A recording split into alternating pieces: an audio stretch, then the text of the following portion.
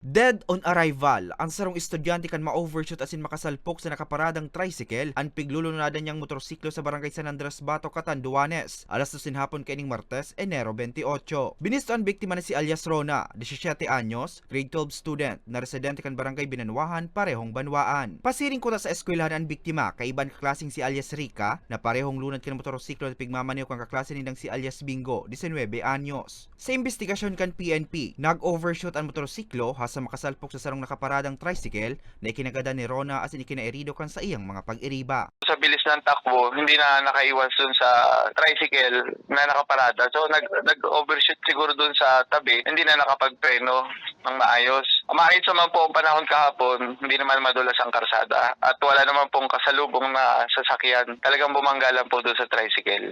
Dugang pa kan hepe, maluya na ang preno kan motorsiklo na saro sa pigsisirip na kausa kan insidente. Kami po ay nagpapaalala sa publiko, lalong-lalo na sa mga nagmamaneho ng mga sasakyan, lalo na po sa mga nakamotor, na unang-una, siguraduhin ang kanilang safety. Magsuot ng safety gears at saka helmet. Ikalawa po, siguraduhin na meron silang lisensya at may kulang papeles, tamang papeles ang motorsiklo. Tigit sa lahat po, unahin po yung tamang pagmamaneho. Huwag masyadong mabilis.